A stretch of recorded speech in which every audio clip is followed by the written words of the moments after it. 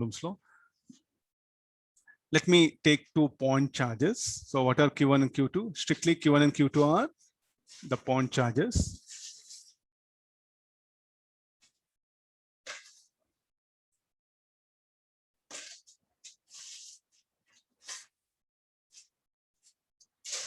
Q1 and Q2 are point charges. So what Newton's law is telling?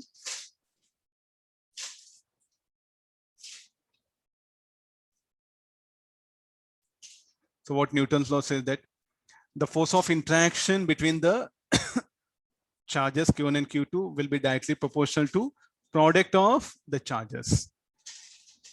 And it is inversely proportional to the square of distance between the point charges. Here the like charges, they'll repel. You can see that repulsive force.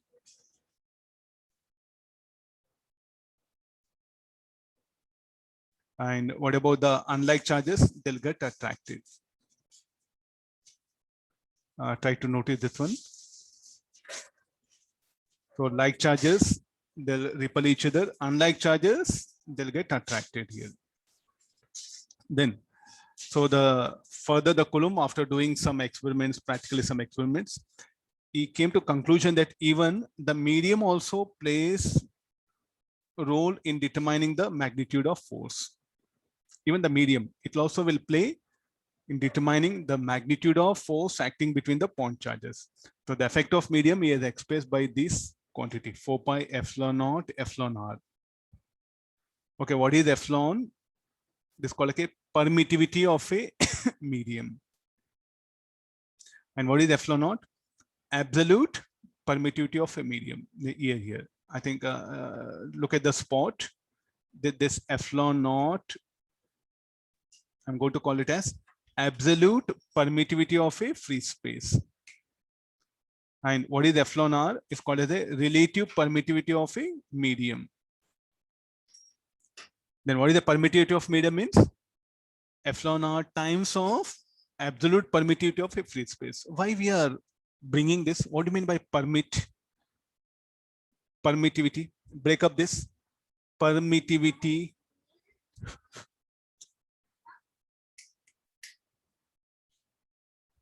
So this is called like a permit, means how much the medium will permit that interaction between the point charges.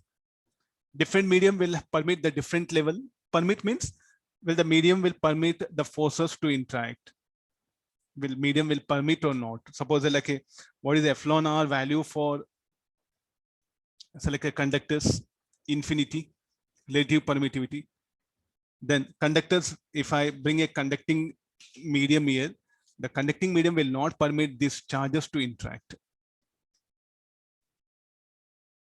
Getting this one, the conducting medium, in fact, is not going to, the conducting medium here will not permit the charges to interact. So what is it for relative permittivity for conductors? It will be infinity. Substitute here, infinity, 1 by infinity will be 0. So no force of interaction. Like this, the role of medium, okay, how it will influence the interaction force is what that was being expressed by Coulombs in his particular formula. So what is this 4 pi epsilon? It will give us the the role played by the medium in the interaction force between the charges. Okay, now like I should measure the permittivity of medium. No, what is the reference I'm taking? I'm taking the reference as absolute permittivity of free space. Suppose say if you take any insulator, suppose say there's a material is there whose relative permittivity is how much?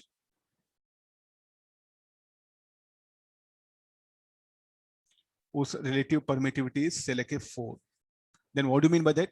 The permittivity of medium is, of that medium is 4 times that of the free space.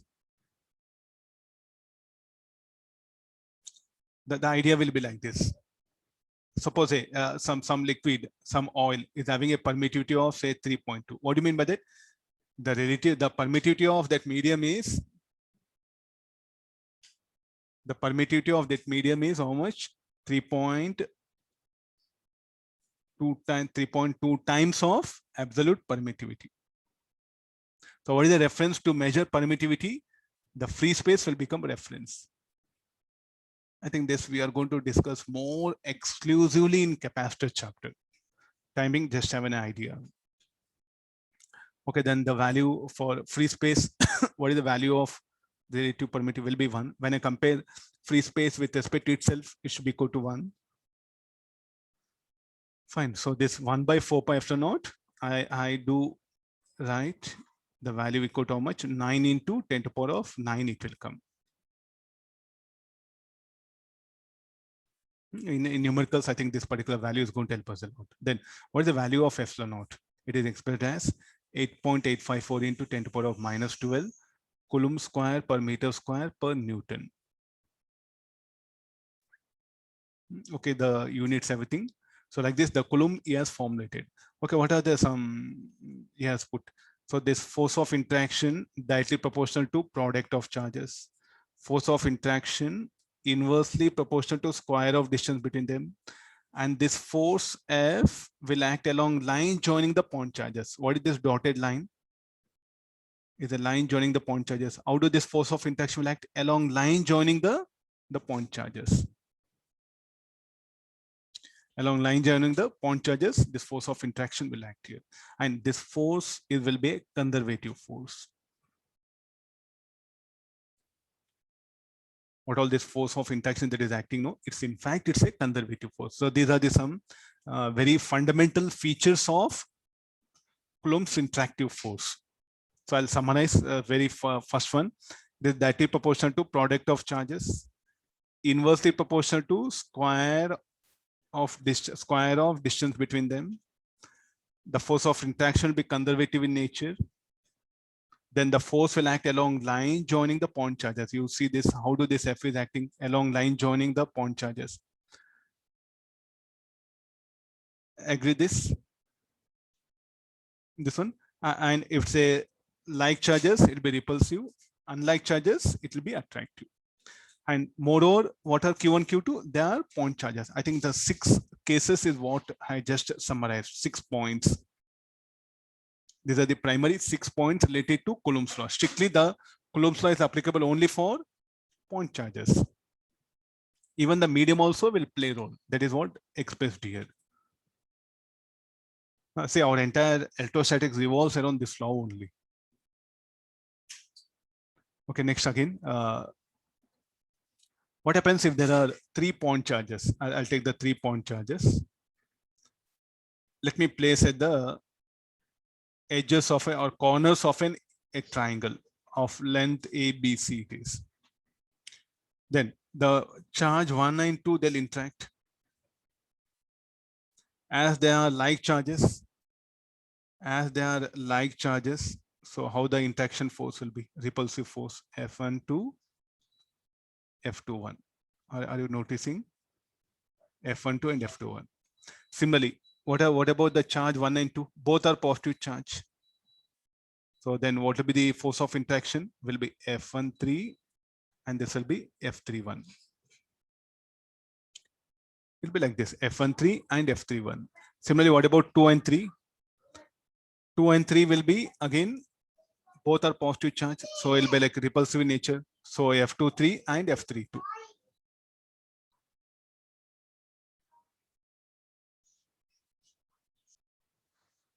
Okay, these are the 3 point charges are there. So the force of as all they are like charges. So repulsive force is what I'm showing. Okay, now I want to calculate the total electrostatic force acting on this point charge 1. Total electrostatic force acting on the point charge 1. So there should be the vector sum of these two. So when you are calculating F12, what is the role of this? Means when these two forces are interacting, the presence of this, will it have any influence on F12? The answer is no. Getting this one? So this, the force of interaction between 1 and 2 is independent of the third point charge. Similarly, the force of interaction between 2, 3, this is independent of This one means no in the sense means the F32 is independent of Q1. F32 depends upon B and Q2, Q3. That's all.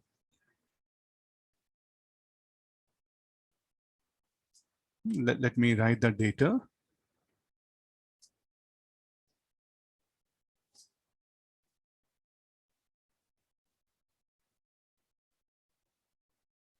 Okay, Q1, Q2. What about F?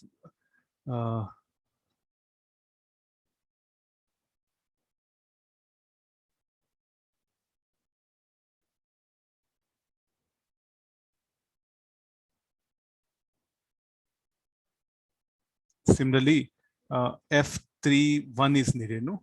F13 equal to F31 equal to KQ1, Q2, and C.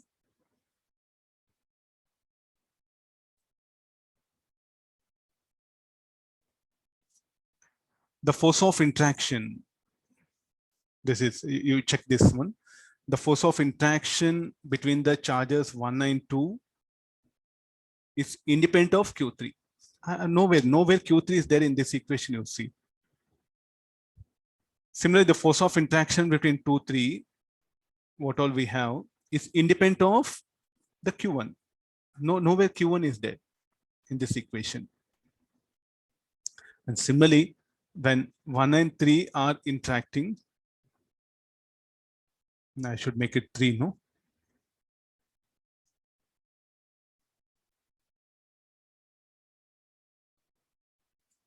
Similarly, when 1 and 3 are interacting, interacting, the presence of Q2 will not be there. So this Q2 will not have any influence.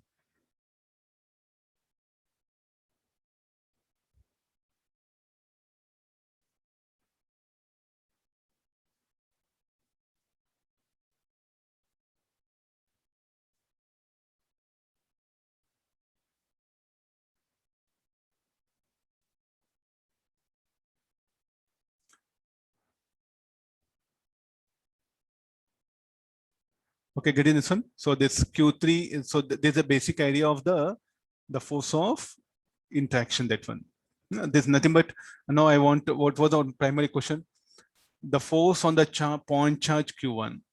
Yes, it is equal to how much? F13 plus F12, the vector sum of these two.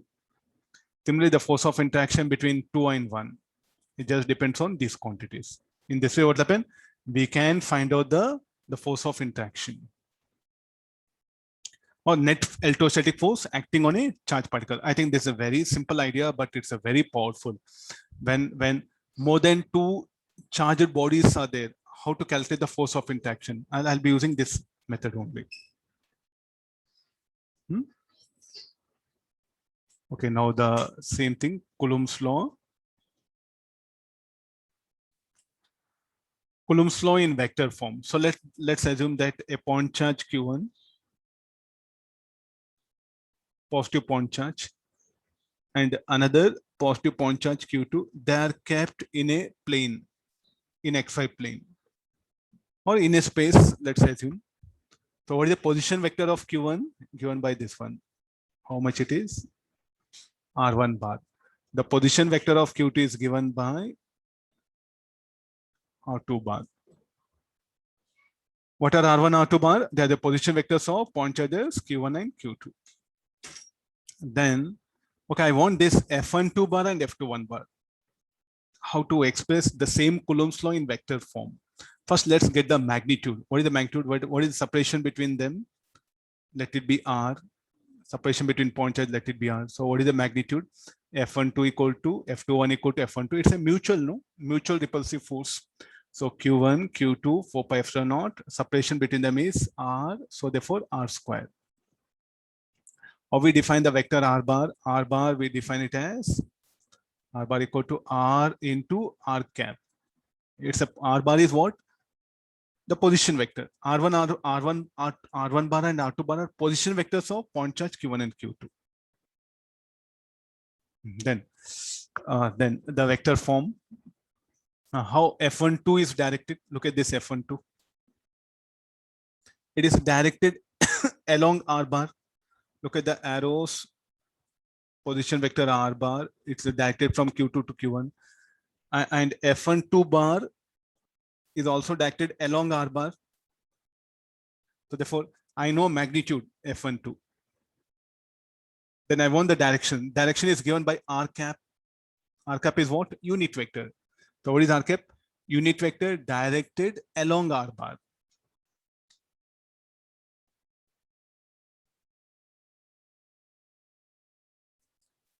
So what is R cap? R cap is a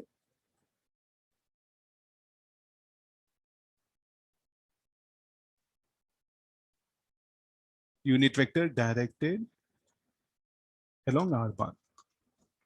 What are R1 bar and R2 bar?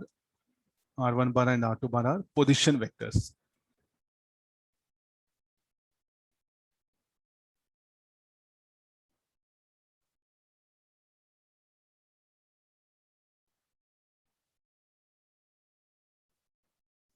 Position vectors of